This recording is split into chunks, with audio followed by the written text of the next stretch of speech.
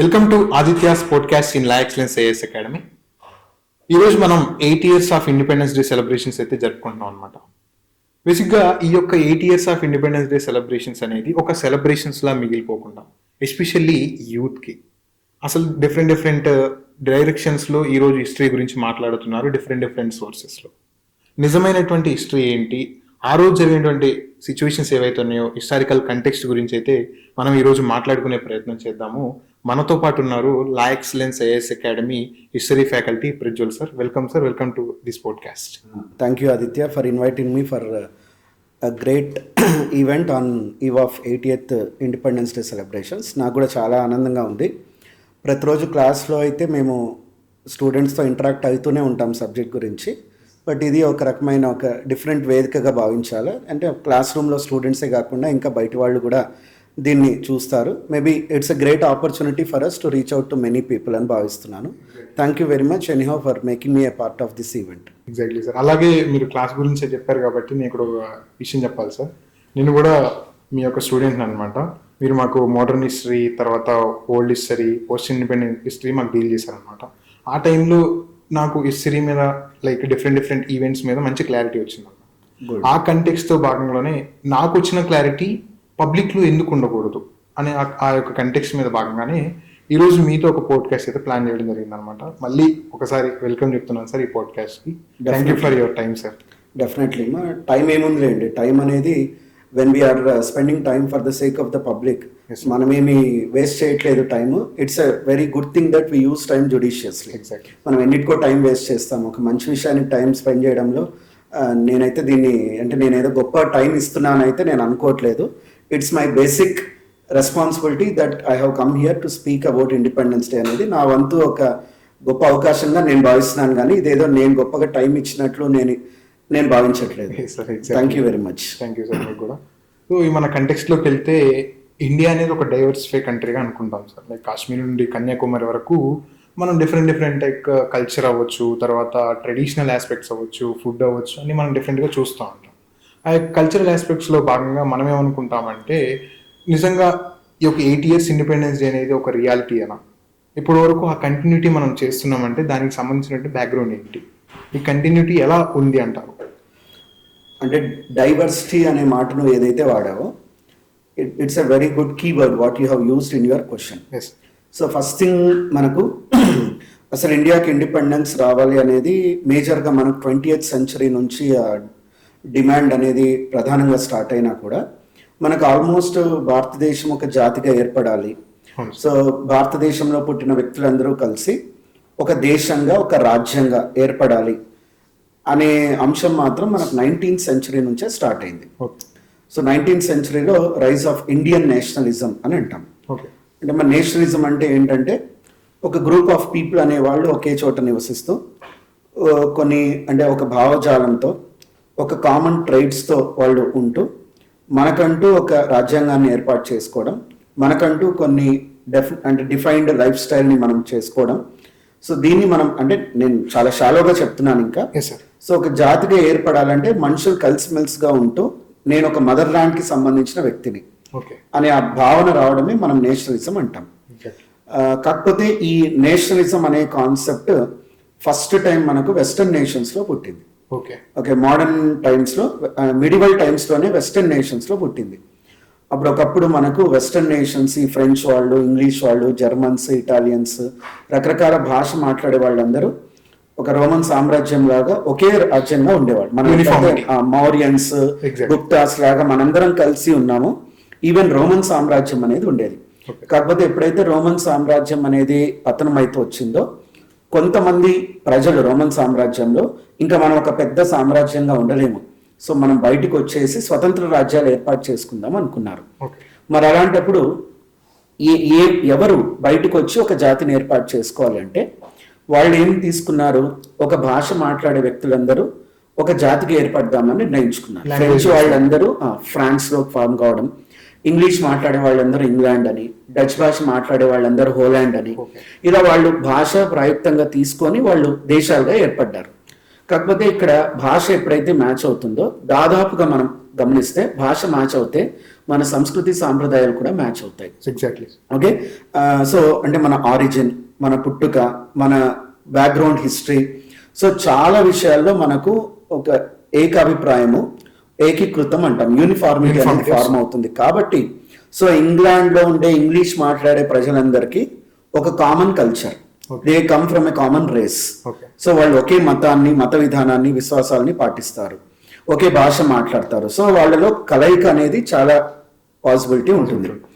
ఈ యూరోపియన్స్ ఎప్పుడైతే first time వాళ్ళు నేషన్ ని ఫామ్ చేసుకున్నారో వాళ్ళు ఒక స్టాండర్డైజ్డ్ డెఫినేషన్ లోకి వచ్చేసారు. అంటే ఒక దేశం ఏర్పడాలి, ఒక జాతి ఏర్పడాలంటే ఒకే భాష మాట్లాడే వాళ్ళు, ఒకే మత విశ్వాసం కలిగిన వాళ్ళు, ఒకే రేస్, ఒకే కల్చర్, సంస్కృతి సాంప్రదాయాలు కలిసిన వాళ్ళు మాత్రమే ఒక జాతిగా ఏర్పడగలరు అని అన్నారు. సో ఈ డెఫినేషన్ ని మనము పోల్చుకుంటే ఇండియాని జాతిగా, ఒక జాతిగా చూడగలమా అని వాళ్ళు అనుమానపడ్డారు అన్నమాట. మనం కాదు, మనం అనుమానపడలేదు, కానీ ఆ western scholars, western thinkers, political thinkers అంటాం. ఇప్పుడు ఫర్ ఎగ్జాంపుల్ ఆ రోజుల్లో మన British prime minister Winston Churchill ఉన్నాడు. ఆ విన్స్టన్ చర్చిల్ మన ఉద్యమాన్ని, నేషనల్ మూవ్మెంట్ ని చాలా అవమానించేవాడు. ఆయన అసలు మీరేంటి, మీరు స్వాతంత్రం అడగడం ఏంటి, సో భారతదేశం ఒక జాతి ఫామ్ కావడం ఏంటి, మీరు ఒక ఈక్వేటార్ ఎలా అయితే ఒక భూమి చుట్టూ ఒక గీతను, భారతీయులు అనేవాళ్ళు ఈ భారత భూభాగం కూడా ఈక్వేటార్ కంటే ఒక గొప్పదేం కాదు అని అన్నాడు. అంటే ఒక ఈక్వేటార్, భూమధ్య రేఖ ప్రపంచం చుట్టూ ఎలా అయితే ఒక లాటిట్యూడ్ లాగా ఉందో, ఈవెన్ ఇండియా అనే ల్యాండ్ కూడా అంతకు మించి మీరు ఎక్కువ ఆలోచించకూడదు. మీరు స్వాతంత్రం అడగడము ఇవన్నీ కూడా మీరు మూర్ఖత్వము, మీ జాతీయ నాయకులందరూ మిమ్మల్ని మిస్గైడ్ చేస్తున్నారు, అసలు ఇండియా అనేది ఒక నేషన్ గా ఫామ్ కాలేదు అన్నారు. అండర్ ఎస్టిమేట్ చేశారు అనమాట. అంటే వాళ్ళు ఏమంటే వాళ్ళు నేషనలిజం అనే దాన్ని కేవలం వాళ్ళ దృక్పథంలోనే చూస్తారు. అంటే వాళ్ళు పెట్టుకున్న స్పెక్టకల్స్ లోంచే ఒక నేషన్ ఫామ్ కావాలంటే అందరూ ఒకే రకమైన వ్యక్తులు ఉండాలి, అప్పుడే ఒక నేషన్ ఫార్మ్ అవుతుంది అనేది వాళ్ళ దృక్పథం, ఒక మోనోకాజువల్ వ్యూ లాగా అంతే. సో వాళ్ళు ఏమనుకున్నారు, సో ఎక్కడ ప్రపంచంలో ఏ దేశాలు ఫామ్ కావాలన్నా మా క్రైటీరియా సాటిస్ఫై అయితేనే ఆ దేశం ఫామ్ అవుతుంది అన్నారు. కానీ మనం మాత్రము మన ఆ డెఫినేషన్ మనకు అప్లై చేస్తే మనకు చాలా కష్టం అవుతుంది. మనకి ఎన్నో మతాలు, ఎన్నో కులాలు, సంస్కృతి సాంప్రదాయాలు వేరు. హిందువులే అన్ని ప్రాంతాల్లో ఒకటి కాదు, ముస్లింలు అందరూ ఒక ప్రాంతంలో ఒకటి కాదు, ఒక భాష మాట్లాడే తెలుగు వాళ్ళే ఆంధ్రాలో వేరుగా ఉంటారు, రాయలసీమ వేరుగా ఉంటారు, మనకు తెలంగాణలో వేరుగా ఉంటారు. సో అలా మనకు చాలా ఇంటర్నల్ డిఫరెన్సెస్ అనేవి అయితే అనివార్యం మనకు. సో అలాంటప్పుడు మరి మనము ఫామ్ కాగలమా లేదా జాతి అనే ఒక అనుమానం ఆ రోజుల్లో చాలా మంది వ్యక్తం పరిచారు. ఈవెన్ హారిసన్ అనే ఒక అమెరికన్ జర్నలిస్ట్ కూడా రాస్తాడు 1947లో, ఇండియాకి ఫ్రీడమ్ వచ్చింది, ఇప్పుడు వీళ్ళు ఎన్ని రోజులు ఈ ఫ్రీడమ్ ని ఉంచుకుంటారో, ఎన్ని రోజుల్లో ఈ భారతదేశం ముక్కలు చెక్కలై చాలా దేశాలుగా పడిపోతుందేమో అన్నాడు ఆయన. ఓకే, అలా ఈవెన్ మన last commander, chief commander of British army in India, ఆయన కూడా అన్నమాట. సో ఆయన ఏమంటాడంటే, ఇక్కడ భారతదేశం అనేది నేను చూస్తున్న పరిస్థితులను బట్టి, నేను కమాండర్ గా ఉన్నాను, క్లాడ్ అచిన్లెక్ అని అంటాం ఆయన పేరు. సో నేను చూస్తున్న దాన్ని బట్టి ఇది ఎక్కువ రోజులు నిలబడదు భారతదేశం, వీళ్ళు వెంటనే కొట్టుకొని చచ్చిపోతారు, ఒక శ్మశానం లాగా మారిపోతుంది భారతదేశం అన్నారు. సో ఇన్ని అపోజిషన్స్ మనకు వచ్చాయి. ఈ అపోజిషన్స్ వస్తున్న తరుణంలో మరి మన నాయకులు, జాతీయ నాయకులు ఎవరైతే నేషనల్ లీడర్స్ ఉంటారో వాళ్ళు ఇంకొక విధంగా ఆలోచించారు. సో లేదండి, మీరు వెస్టర్న్ థింకర్స్, మీరు దేశాలు మీ ప్రకారంగా మీరు ఫామ్ చేసినంత మాత్రాన ఇదేం స్టాండర్డ్ డెఫినేషన్ కాదు. మన దేశాలు అనేవి మీరు ఏకత్వంలో దేశం అని మాట్లాడుతున్నారు, సో కానీ మేము భిన్నత్వంలో మా దేశం ఫామ్ చేసుకుంటాం, యూనిటీ ఇన్ డైవర్సిటీ అంటాం, మీరు యూనిటీ ఇన్ యూనిఫార్మిటీ అంటున్నారు. మీ ప్రకారం ఒక భాష మాట్లాడితేనే, ఒక మతం పాటిస్తేనే, ఒక జాతి నుంచి ఏర్పడితేనే బయోలాజికల్ గా ఒక దేశం అంటున్నారు. కానీ అలా కాదు, మా దేశంలో ఎన్నో భాషలు ఉన్నాయి, ఎన్నో మతాలు ఉన్నాయి, ఎన్నో సంస్కృతి సాంప్రదాయాలు ఉన్నాయి. సో అలాంటి టైంలో మేము కూడా ఒక జాతిని ఫామ్ చేయగలమని మనం ప్రూవ్ చేయడానికి చాలా కష్టపడ్డాం. అది ఈజీ కూడా కాదు. అంటే మేబీ ప్రాబబ్లీ వాళ్ళు అన్న రోజుల్లో వాళ్ళు మనల్ని అబ్జర్వ్ చేసిన ట్రైట్స్ ని బట్టి వాళ్ళకి అలాంటి భావం వచ్చిండొచ్చు. కానీ మనం దాన్ని ఛాలెంజ్ గా తీసుకున్నాం, లేదు మేము కూడా ఫామ్ చేస్తామని. దాన్ని ఛాలెంజ్ గా తీసుకొని 80 years పూర్తయింది. వాళ్ళందరూ ఏమన్నారు, ఎయిదర్ భారతదేశం మాక్సిమం 10 years ఉంటుంది స్వాతంత్రంతో, లేదు అంటే ఫస్ట్ జనరల్ ఎలక్షన్స్ ఎప్పుడైతే జరుగుతాయో ఆ తర్వాత వీళ్ళు విడిపోతారు.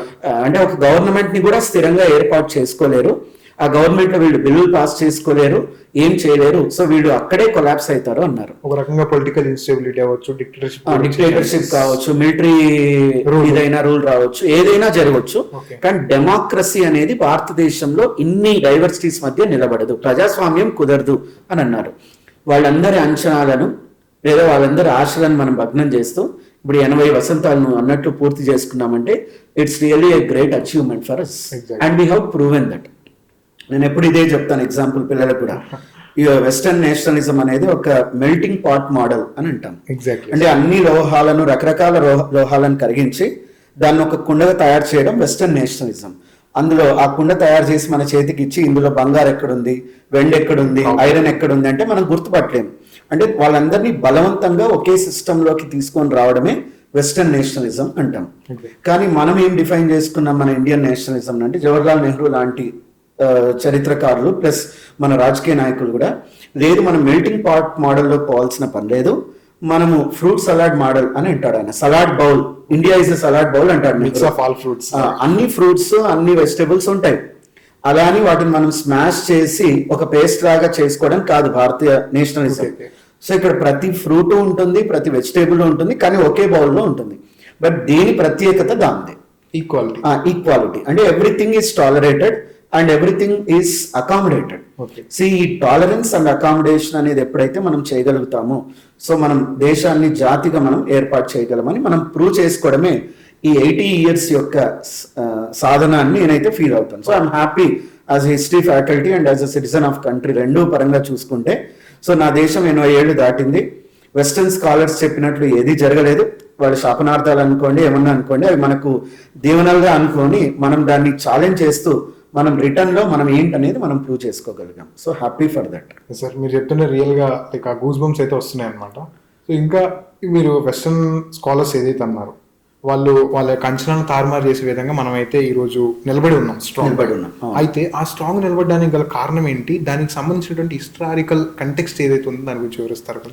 ఎగ్జాక్ట్లీ, ఇది కూడా ఇంపార్టెంట్. అంటే మరి ఈ ఛాలెంజెస్ ని మనం ఎలా ఓవర్కమ్ చేసుకోవాలి, ఎందుకు వచ్చాము, ఇన్ని వైవిధ్యాలు ఉన్నా కూడా ఎందుకు వచ్చాయంటే దానికి ప్రధాన కారణం మన జాతీయ ఉద్యమం. ఓకే, అంటే జాతీయ ఉద్యమం అనేది జాతీయ నిర్మాణం కిందకి తీసుకోవాలి మనం. Okay, so it's not just national movement, it is national building అంటాం. సో ఒక పక్క మన నేషనల్ లీడర్స్ ఎవరైతే ఉన్నారో, అది ఎవరైనా అంటే గాంధీ అయినా, నెహ్రూ అయినా, ఇంకెవరైనా, పటేల్ అయినా, సో వాళ్ళందరూ కూడా మనల్ని ఎలా జాతీయోద్యమంలోకి నడిపించుకుంటూ వచ్చారంటే, కేవలం స్వాతంత్రం మాత్రమే కాదు మన లక్ష్యం, ఈ స్వాతంత్రాన్ని ఎలా నిలబెట్టుకోవాలి. అంటే చాలా దేశాలకు స్వాతంత్రం వచ్చింది, కానీ స్వాతంత్రం వచ్చినాక వాళ్ళు ఏదో ఒక సందర్భంలో ఆ స్వాతంత్రం డిస్టర్బ్ అయింది వాళ్ళకు. ఒక మిలిటరీ రూల్ రావడము, అనార్కీ రావడము. ఇప్పుడు చూడు బంగ్లాదేశ్ ఉంది, సో ప్రైమ్ మినిస్టర్ నే దేశం నుంచి తోసేస్తే మనం ఆశ్రయం ఇస్తూ ఉన్నాం. సో మన చుట్టూ దేశాలు, మన ఆఫ్ఘనిస్తాన్ అయినా, పాకిస్తాన్ అయినా, బంగ్లాదేశ్, నేపాల్, శ్రీలంక, అన్ని దేశాల్లో కూడా ఏదో ఒక సందర్భంలో ఒక అనార్కీ, అథారిటేటివ్ గవర్నమెంట్ లేదా అనార్కీ, అసలు రూల్ లేకపోయి దేశాలు అస్తవ్యస్తంగా అయిన పరిస్థితులు ఉన్నాయి. కానీ మనం 80 ఏళ్ళు అంటున్నాం, 80 ఏళ్ళు పూర్తయినా కూడా ఇప్పటి వరకు మనకి ఎప్పుడు కూడా మన దేశంలో అంటే మన ప్రభుత్వాన్ని కానీ మన వ్యవస్థను కానీ మనం ఎప్పుడు కూడా నిర్వీర్యపరచుకోలేదు. దీనికి ప్రధాన కారణం మన నేషనల్ మూమెంట్ లో మన నాయకులు మనకి ఇచ్చిన ట్రైనింగ్ అనమాట. అందుకే national moment is not just a moment that aimed to bring independence to India. It aimed at trying to build people to adjust, అంటే to train the people how to live in a free India. So one is to achieve a free India, second how to live and sustain that free India is important అనమాట. నేను ఈ example చెప్పగలను. మామూలుగా మనం నాన్నని లేదా అమ్మని ఎవరినైనా నాకు కారు కొని, నాకు బైక్ కొని అంటాం మాక్సిమం. పేరెంట్ టైంలో కారు కొనడం అనేది జనరల్, మనం వచ్చినాక మనం కొనుక్కుంటాం. సో నాన్న సైకిల్ కొని, నాన్న బైక్ కొని అంటాం. ఫస్ట్ ఏం చేస్తారు పేరెంట్స్, సైకిల్ కొనిచ్చే ముందు, బైక్ కొనిచ్చే ముందు బైక్ నేర్చుకోమంటారు, సైకిల్ నేర్చుకోమంటారు. మనకు అద్దెకు దొరికేవి సైకిల్స్ గంటకింత. ఆ సైకిల్ తెచ్చుకొని ముందు హాలిడేస్ టైంలో అంతా సైకిల్ నేర్చుకున్నాక తర్వాత అప్పుడు నాన్న ఒక రోజు టెస్ట్ చేస్తాడు, మనం ప్రూవ్ చేసుకోవాలి. సో నాన్న మనతో పాటు వచ్చి అది తొక్కురా అంటాడు. సో ఆ రోజు మనం కాన్ఫిడెంట్ గా తొక్కినామంటే ఎస్ వీడు ఇంకా సైకిల్ బైక్ నడపగలడని, అప్పుడు he will give the budget and మనకు కొనిస్తాడు. Exactly. మన స్వాతంత్ర ఉద్యమాన్ని కూడా మనం ఇలాంటి ఒక ఎగ్జాంపుల్ తోనే మనం కంపేర్ చేయొచ్చు. ఓకే. ఎలా అంటే, సో మనకు స్వాతంత్రం ఇవ్వడం అనేది ఒక లెక్క అయితే, ఈ స్వాతంత్రాన్ని వీళ్ళు నిలబెట్టుకోవడానికి వీళ్ళకి కావాల్సిన ఆ సామర్థ్యాన్ని మనం ఇవ్వాలి అనే యాంగిల్లో మన ఉద్యమాన్ని నడిపించారు. Okay. అంటే ఒక పక్క గాంధీ అయినా, నెహ్రూ అయినా, వీళ్ళు ఎవరైనా, బోస్ అయినా, ఎవరైనా తీసుకో. సో వెన్ వాళ్ళు మనకి ఇచ్చిన మెసేజ్ టైంలో వాళ్ళు ఎప్పుడు ఓన్లీ బ్రిటిష్ వాళ్ళని వెళ్ళగొట్టాలి, మనకు రాజకీయ స్వాతంత్రం రావాలి అనే కోణంలో మాత్రమే ఆలోచించలేదు. ఒక పదవి ఆశించాలి అట్లా. అంతే. అంటే ఇప్పుడు బ్రిటిష్ వారితో మనం పోరాడుతున్నాం, రేపు స్వాతంత్రం వచ్చాక ఇదే మనం ప్రభుత్వంతో కూడా పోరాడాల్సి వస్తుంది కొన్ని సందర్భాల్లో. సో ఇప్పుడు మనం ఏ మెథడ్స్ అయితే మనం బ్రిటిష్ వాళ్ళతో పోరాడడానికి మనం వాడతామో, ఈ మెథడ్స్ మనకు స్వాతంత్రం తీసుకొచ్చాక ఈ మెథడ్స్ మీద మనకు నమ్మకం కలుగుతుంది. సో వీటినే మనం ఆఫ్టర్ ఇండిపెండెన్స్ వాడాలి అనుకుంటాం. సో డెమోక్రసీ అనేది, ప్రజాస్వామ్యం అనేది నిలబడాలి ఇంత వైవిధ్యం మధ్య అంటే, మరి ఇప్పటి నుంచే మనం బ్రిటిష్ వాళ్ళతో పోరాడే ప్రాసెస్లో ఏ మెథడ్స్ అయితే మనం నేర్పిస్తామో ఇవే రేపు ప్రధానమంత్రుల మీద కూడా వాడతారు అని. సో ఎగ్జాంపుల్, ఇప్పుడు సిజేపీ ప్రొటెస్ట్ జరిగింది, వాళ్ళు పీస్ఫుల్ ప్రొటెస్ట్, సరే అందులో ఏం కాంట్రవర్సీస్ ఉన్నాయి అనేది మనం పక్కన పెడితే, అట్లీస్ట్ ఒక సోనం అనే ఒక వ్యక్తి నిరాహార దీక్ష చేసినాడు. స్టూడెంట్స్ కూడా జంతర్ మంతర్ అనే ఒక ప్లేస్ ని సెలెక్ట్ చేసుకొని వాళ్ళు ప్రొటెస్ట్ అనేది చేసినారు. అంటే ఈ మెథడ్స్, ఈ లీగసీ, ఈ వారసత్వం ఎక్కడి నుంచి వచ్చింది? ఆ టైప్ ఆఫ్ ఏదైతే హిస్టారికల్ బ్యాక్గ్రౌండ్ లో మన వాళ్ళు చేశారు కాబట్టి. ఎగ్జాక్ట్లీ. అంటే ఒకప్పుడు బ్రిటిష్ వాళ్ళతో పోరాడడానికి మనకి ఏ మెథడ్స్ అయితే మనకు నేర్పించారో, అప్పుడు గన్ను పట్టుకుని వెళ్తే ఈ రోజు గన్నే ఉండేది. ఆ రోజు గన్ను పట్టుకోమంటే మనం ఈ రోజు కూడా మన ప్రధానమంత్రి మీద, అందరి మీద గన్నులు పట్టుకొని కాల్చండి అంటాం. సో అప్పుడు ఏమవుతుంది, అది బ్రిటిష్ వాడిని వెళ్ళగొట్టడానికి మనకు పనికి వస్తుంది, కానీ ప్రజాస్వామ్యంని నడపడానికి ఆ మెథడ్స్ పనికిరావు. సో ఈ మెథడ్స్ అనేవి మనకి ఈ రోజు స్ట్రాంగ్ డెమోక్రసీని ఎస్టాబ్లిష్ చేసుకొని, మనం 80 years పూర్తి చేసుకొని ప్రతి ఇయర్ ఇండిపెండెన్స్ డేని మనకెప్పుడు ప్రధానమంత్రి ఫ్లాగ్ హైస్టింగ్ చేశాడు, కానీ ఒక మిలిటరీ డిక్టేటరో లేక ఇంకెవరో మనకు ఫ్లాగ్ హైస్టింగ్ చేయకపోవడం మనం సాధించిన ఒక గొప్ప విజయం. ఓకే సార్, ఎగ్జాక్ట్లీ అది. సో ఈ యొక్క కంటెక్స్ట్ లో ఇండిపెండెన్స్ డే మూమెంట్ గురించి మీరు మాకు జస్ట్ ఇంట్రడక్షన్ అయితే ఇచ్చారు. ఇప్పుడు మాట్లాడినప్పుడు ఇండిపెండెన్స్ డే మూమెంట్ నుంచి ఇప్పుడు మనం ఒక టైప్ ఆఫ్ లెర్నింగ్ అంటే ఏం నేర్చుకోవచ్చు అంటారు ఇప్పుడున్న సిచ్యువేషన్స్ లో? అంటే ఇండిపెండెన్స్ మూమెంట్ నుంచి మనం ఏం నేర్చుకుంటామంటే, టోటల్ ఇప్పుడు మన వ్యవస్థ, మన సంస్థలు అన్ని కూడా ఇండిపెండెన్స్ నేషనల్ మూమెంట్ నుంచి వచ్చిన మనం వాళ్ళ వారసులము. మనకున్న ఇన్స్టిట్యూట్స్ అన్ని కూడా వాటి వారసత్వమే. కాకపోతే ఇక్కడ ఫస్ట్ థింగ్, ఇప్పుడున్న మనం ఎవరైతే ఉన్నామో, మనం ఎవరము స్వాతంత్ర ఉద్యమంలో నేరుగా పాల్గొనలేదు. మనం ఏం లాఠీ చార్జీలు తినింది లేదు, రెడ్ ఇండియా మూమెంట్ లో మనకు బుల్లెట్లు పడలేదు, మనం పుట్టలేదు కూడా. సో అవన్నీ ఒకప్పుడు ఉన్నటువంటి జాతీయ నాయకులు, అప్పుడున్న జనరేషన్ ఆఫ్ పీపుల్, వాళ్ళు కష్టపడితే మనం ఈరోజు సుఖాలను అనుభవిస్తున్నాం. నా నాలెడ్జ్ లో కష్టాలు వాళ్ళు పడ్డారు, సుఖాలు ఈరోజు మనం అనుభవిస్తున్నాం. స్వాతంత్రం అనే బెనిఫిట్స్ మనం బెనిఫిషరీస్. వాళ్ళందరూ కూడా they have done that work. So దాన్ని మనం మర్చిపోకూడదు. ఎగ్జాక్ట్లీ. ఓకే, వాళ్ళు ఏం చేశారు అనే దాన్ని మనం మర్చిపోకుండా, ఈ స్వాతంత్రం ఏదో మనకు ఒక కేక్ వాక్ లాగా ఈజీగా ఓవర్ నైట్ వచ్చింది కాదు. దీని వెనుక చాలా మంది కృషి, త్యాగాలు, సో ఇవన్నీ ఉన్నందుకే ఈ రోజు మనం అనుభవిస్తున్నాం. సో మనం ఈ రోజు గడిపే ప్రతి రోజు, ప్రతి నిమిషం ఆ రోజు వాళ్ళు పెట్టిన భిక్షనే మనకి ఈ రోజు లగ్జరీస్ అయ్యాయి. ఈ విషయాన్ని మనం ఎప్పుడూ మర్చిపోకూడదు. ఎలా అయితే మనకు పేరెంట్స్ మనకి ఎడ్యుకేషన్ ఇస్తే మనం ఈ రోజు ఒక స్థాయిలో ఉన్నామనే విషయాన్ని మనం మర్చిపోకూడదు. రూట్స్ సేమ్ థింగ్, ఇండిపెండెన్స్ ని కూడా మనము అంతే గౌరవించాలన్నమాట. వాళ్ళు ఇచ్చిన భిక్షనే మనకి ఈ రోజు ఉన్నటువంటి లగ్జరీస్. దీన్ని గుర్తుంచుకొని మనం ఈ లగ్జరీని వాడుకోవాలి, అంతే, సింపుల్ థింగ్. సో అయితే నాకు చిన్నప్పటి నుంచి బేసిక్గా స్కూల్కి వెళ్ళినప్పుడు కానీ, ఇండిపెండెన్స్ డే సెలబ్రేషన్స్లో కానీ, రిపబ్లిక్ డే సెలబ్రేషన్స్లో కానీ స్పీచెస్ ఇస్తూ ఉంటారు కదా సార్. అప్పుడు ఏమంటారంటే, ఈ యొక్క స్వతంత్రం అనేది మామూలుగా సిద్ధించింది కాదు, ఎందరో త్యాగాల ఫలితం. ఇప్పుడు మీరు కూడా వాడారు త్యాగాల ఫలితంగా. సో అసలు నిజంగా సాక్రిఫైస్కి ఒక రియల్ మీనింగ్ ఏంటి? ఆ యొక్క సాక్రిఫైస్లో భాగంగా ఉన్నటువంటి వ్యక్తులు ఎవరెవరు ఉన్నారు? సాక్రిఫైస్, సరే, ఈ పదం చాలా పాపులర్ గా వాడతాం. అంటే ఎందరో త్యాగాల ఫలితం భారతదేశానికి స్వాతంత్రం అంటాం. సరే, ఏం త్యాగం చేశారు అని చూసుకుంటే, ఒక స్వాతంత్ర ఉద్యమం నడపడం అనేది అంత ఈజీ విషయం కాదు. అప్పుడు బ్రిటిష్ సామ్రాజ్యం అంటే ఎలాంటి సామ్రాజ్యం? వాళ్ళు సూర్యుడు అస్తమించని బ్రిటిష్ సామ్రాజ్యం అనేవాళ్ళు. అంటే there is no sunset in the British empire. వాళ్ళు ఇక్కడ అక్కడ లేరు అనకుండా ప్రపంచం అన్ని మూలల్లో ఉన్నారు. అండ్ వాళ్ళ దగ్గర చాలా powerful military, powerful politics, powerful technology, powerful wealth, అంటే ఆర్థికంగా, సైనిక పరంగా అన్ని విషయాల్లో కూడా ఇంగ్లాండ్ చాలా బలమైన నేషన్ అది. అలాంటి నేషన్ కి పైగా ఇండియా అనేది అన్ని కాలనీస్ కంటే ఎక్కువ ఇంపార్టెంట్ కాలనీ మన కంట్రీ. ఎగ్జాక్ట్లీ. అంటే మిగతా వాళ్ళకు ఆఫ్రికాలో అక్కడెక్కడ కూడా కాలనీస్ ఉన్నా కూడా మనకు బ్రిటిష్ పార్లమెంట్ లో the minister of Indian affairs అనే ఒక పదవి కూడా ఉండేది. ఓకే. అంటే బ్రిటిష్ యొక్క క్యాబినెట్ సిస్టమ్ లో మినిస్టర్ ఆఫ్ ఇండియన్ అఫైర్స్ అనే ఒక పదవి ఉండేదంటే వాళ్ళకి ఇండియా అంటే ఎంత ముఖ్యమో ఆలోచించాలి. అలాంటి వాళ్ళు బలమైన ఒక రాజ్యం, ఇంపార్టెంట్ కాలనీ, ఈ రెండు చాలా, ఈ కాంబినేషన్స్ చాలా చాలా మనకు హెవీ. ఈ కాంబినేషన్ లో బ్రిటన్ నుంచి మనం స్వాతంత్రం పొందాలి అనేది ఆషామాషి విషయం కాదు. సో అలాంటప్పుడు పైగా మనం ఎంచుకున్న మార్గం ఏంటి? గాంధీయన్ మెథడ్, అహింస సత్యాగ్రహం మెథడ్ అన్నాం. అంటే అది ఇంకా ఈజీ కాదు. ఆ రోజుల్లో ప్రపంచం అంతా హింస ద్వారా మనం ఏదైనా సాధించవచ్చు అనే ఒక ట్రెండ్ నడుస్తున్నా. అంటే what is the trend of the world in 20th century అంటే ఇట్ ఈస్ వైలెన్స్. వైలెన్స్ తోనే ఫ్రెంచ్ రెవల్యూషన్ జరిగింది, వైలెన్స్ తో రష్యన్ రెవల్యూషన్ జరిగింది, వైలెన్స్ తో అమెరికన్ వార్ ఆఫ్ ఇండిపెండెన్స్ జరిగింది.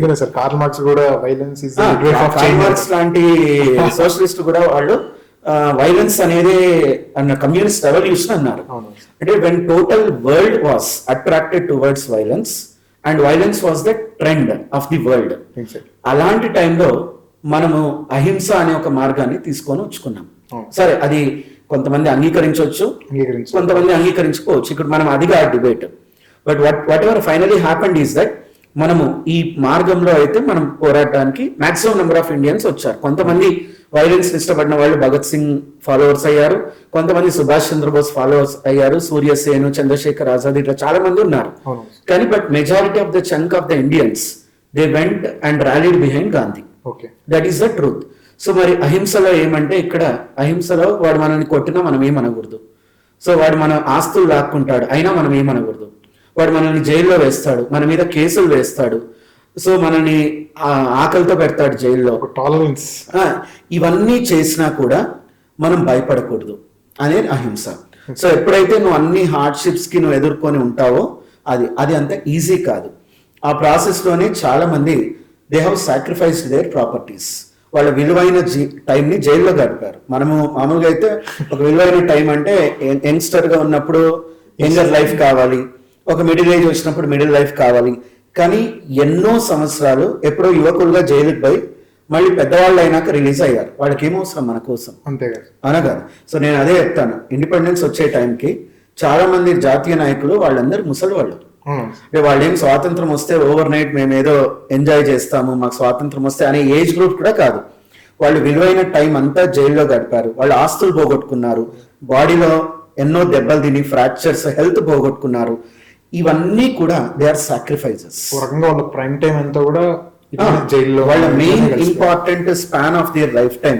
అంటే ఇంకా పొద్దున్న లేచినప్పటి నుంచి రాత్రి వరకు వాళ్ళకు ఒకటే ఆలోచన, దేశం దేశం దేశం. సో ఈ రోజు ఏం ప్లాన్ చేయాలి, ఈ రోజు ఏం మూవ్మెంట్ చేయాలి, సో ఈ రోజు ఏ ప్రాబ్లమ్ ని మనం అడ్రస్ చేయాలి. అంటే వాళ్ళు వాళ్ళ స్వలాభాలు కానీ వాళ్ళ సొంత జీవితాలను కూడా మర్చిపోయి సో వాళ్ళు దీంట్లోకి వచ్చారు. సో అది దాన్ని సాక్రిఫైస్ అనే ఆ మాట, సాక్రిఫైస్ అనడం కంటే కూడా మరి ఇంకేదైనా పెద్ద పదం ఉంటే వాడాలి. సో అలాంటి వాటిని మనం సాక్రిఫైజెస్ అంటాం. బిహైండ్ సాక్రిఫైస్ అంటే ఇంకేదైనా ఉంటే కూడా మనం వాడుకోవచ్చు. వాళ్ళు ఒకటే అనుకున్నారు, ఈ రోజు మనం కష్టపడదాం, ఈ రోజు మనం పస్తుందాం, పర్వాలేదు, మనం జైలుకి వెళ్దాం, మనం తన్నులు తిందాం, కానీ మనం చేసిన ఈ కృషి నెక్స్ట్ తరాలకి వాళ్ళకి యూజ్ అయ్యేలాగా ఉంటే చాలు అని అనుకున్నారు. అది that is called as sacrifice. True sacrifice, true sacrifice. నిజం. పైగా వాళ్ళు ఏమి తిరిగి మాకు ఇవి కావాలి, ఏదో రిటర్న్ గిఫ్ట్ మాకు వస్తుంది అనే లాంటి ఎక్స్పెక్టేషన్ తో కూడా చేయలేదు. So that's really we have to always be thankful to our national leaders. Thank you sir. Okay, ఇంకా ఇక్కడ ఒక కంటెక్స్ట్ లో మాట్లాడుకుంటే మనం ఆల్రెడీ గాంధీ గారి నుంచి తీసుకొచ్చాం. అయితే ఈ కంటెక్స్ట్లో ఏమవుతుందంటే చాలా మంది డిఫరెంట్ కాంట్రవర్సీస్, అసలు గాంధీ గారి వల్ల లేకపోతే భారతదేశం ఇంకా బాగుండేది, ఒక రకంగా ఉండేది, ఇంకొక రకంగా స్వాతంత్రం మనకి ఎలాగైనా వచ్చేది అని రకరకాల కాంట్రవర్సీస్ అయితే నడుస్తున్నాయి సార్ బేసిక్గా. సో ఫ్రీడమ్ మూమెంట్లో గాంధీ గారి పాత్ర అంటే మీరు ఏం చెప్తారు? బిహైండ్ గాంధీ అంటే ఏమంటారు? See, ఈ క్వశ్చన్ కేవలము నువ్వు అడిగిందే కాదు, యూపీఎస్సీ కూడా అడిగింది. Exactly sir. 2015 అనుకుంటా, subject to correction. But PYQs లో మనకు ఒక క్వశ్చన్ ఉంటుంది, what would had been the Indian national movement without Gandhi. ఆ స్టైల్లో, ఆ థీమ్ లో ఒక క్వశ్చన్ అడిగాడు. ఓకే. మామూలుగా మేము ఎప్పుడు హిస్టరీలో టీచ్ చేసేటప్పుడు కూడా don't go for hypothetical imaginations అని చెప్తాం. అంటే ఇలా ఉంటే బాగుండేది. సో ఫస్ట్ టైం యూపీఎస్సీ కూడా మేబీ ఆ ప్రెషర్ లేక ఏదో కానీ వాళ్ళు కూడా మన నుంచి యూపీఎస్సీ ఆస్పిరెంట్ ఎలా అనుకుంటున్నాడు అనేది ఎక్స్ట్రాక్ట్ చేసే ఉద్దేశంతో ఆ క్వశ్చన్ అడిగారు. అంటే ఒకవేళ గాంధీ లేకపోయి ఉంటే, గాంధీ అనే వ్యక్తి స్వాతంత్ర ఉద్యమంలో లేకపోయి ఉంటే మన స్వాతంత్ర ఉద్యమం ఎలా ఉండేది అని. ఓకే. సో దీనికి మనం ఆన్సర్ ఏమి ఇవ్వగలమంటే, ఇప్పుడు ఎవరైనా ఫర్ ఎగ్జాంపుల్ నేను ఒక మాట అన్నాను అనుకోండి, భారతదేశానికి స్వాతంత్రం గాంధీ వల్లే వచ్చింది అని, నన్ను ఫస్ట్ క్రిటిసైజ్ చేసేది గాంధీ అవుతాడు. అంతే. Gandhi will be the first person to criticise me if I say that Gandhi brought independence to India. ఎవరో కాదు, యాంటీ గాంధీయన్స్ తో కూడా మనకు పని లేదు. గాంధీ తనంతకు తానే ఈ స్టేట్మెంట్ ని రిజెక్ట్ చేస్తాడు. స్వాతంత్రం వచ్చిన క్రెడిట్ ని ఒక వ్యక్తికో లేక ఒక పార్టీకో ఒక వర్గానికో ఇవ్వకూడదనేది ఆయన మొదటి నుంచి కూడా చెప్తున్న లక్ష్యం. ఓకే. అందుకే ఆయన ఇండియన్ నేషనల్ మూవ్మెంట్ ని ఒక మాస్ మూవ్మెంట్ గా మార్చాడు. అవును. ఒక రైతు కూడా ఒక ఫ్రీడమ్ ఫైటర్ కావాలి, ఒక ఇండస్ట్రీలో ఫ్యాక్టరీలో పనిచేసే వర్కర్ కూడా ఇది కావాలి, ఆడవాళ్ళు కూడా ఫ్రీడమ్ ఫైటర్స్ కావాలి. ఓకే. మనకు నాన్ కోఆపరేషన్ మూవ్మెంట్ లో గాంధీ ఆడవాళ్ళకి ఏం పని ఇచ్చాడు తెలుసా? ఓకే. బార్ షాపులు, ఆల్కహాల్స్, మనం ఆల్కహాల్ అమ్మే షాప్స్ ఉంటాయి కదా, బార్ షాప్, లిక్కర్ షాప్స్ అంటే షాప్స్, వాటి ముందు కూర్చొని ధర్నా చేయమన్నాడు.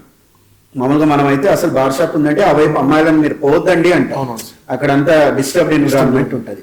సో గాంధీ ఏమన్నాడు, మీ అసలైన శత్రువు మీకు మద్యపానం, సో మీరు దానికి వ్యతిరేకంగా పోరాడాలంటే అని లిక్కర్ షాప్స్ ముందుకు వచ్చి ఆడవాళ్ళు పికెటింగ్ ఆఫ్ లిక్కర్ షాప్స్ అంటారు. అంటే వాళ్ళు ఏం లేదు, శాంతియుతంగా కూర్చొని ఆ షాప్ కి ఎవరు రాకుండా వాళ్ళని కన్విన్స్ చేసి ఆపగలగాలన్నమాట.